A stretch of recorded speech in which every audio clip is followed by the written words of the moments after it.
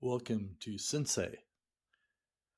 We're going to make this video rather brief. We want to give you a quick little overview of the channel.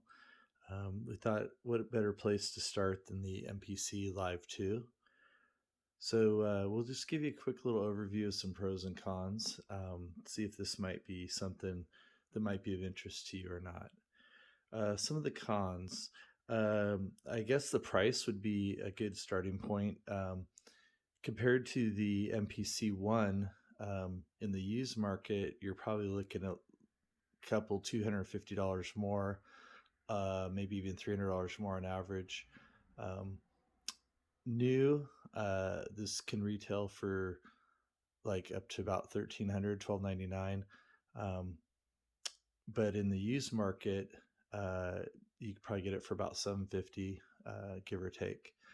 So overall, what are you gaining for the difference in price between the Model 1?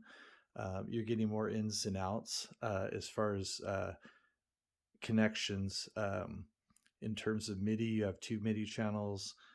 You have other features that allow you to use this in a better way as a standalone. For example, this comes with a built-in battery, which you can get up to 4 to 6 hours of time. It has a built-in speaker, which actually sounds pretty good for the size and everything. I was pretty impressed. Basically, what are some of the downsides compared to, like, say, a DAW? Obviously, you're not going to have certain features. You're not going to be able to use a standard VST plugin. And you're not going to have as much finite control over certain audio editing features. However, what you do get with it is complete portability if you need it, a 7-inch touchscreen, which is very user-friendly. You have these 4 controls off to the side here, which are allow you to quickly dial in any levels you want. They're actually really quite intuitive once you start using it. One of the things that's really exciting about this unit is they're constantly updating the firmware. In fact, they just put out 2.10 update, and it's added a lot of really impressive features. One of, not the least of which, it has a USB mixer and audio interface, which allows you to connect up to 32 channels of input, which is incredible because this used to only have 2 input channels built into the unit itself. Also, they've added 4 virtual synthesizers. They're actually really good. One of them is a Mellotron. One of them is a Selena, kind of modeled after the 70s vintage synthesizer sound, and a couple other nice analog style synthesizers.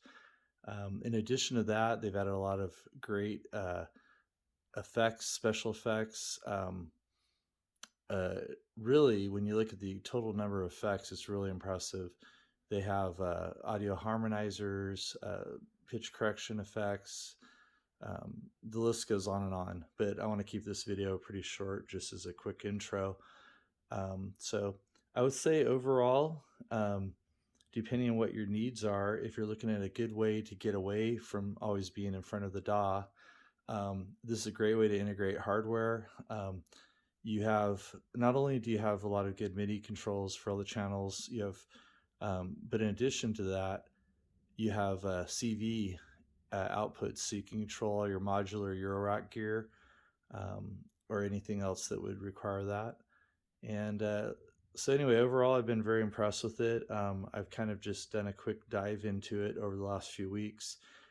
So I'm still learning it myself, but it's been really quite intuitive, and it's been a welcome addition to my studio. So I think with that, I'd like to just say thank you and welcome to the first episode of Synthsei, and on 2/22/2022. All right, thank you. Have a great day.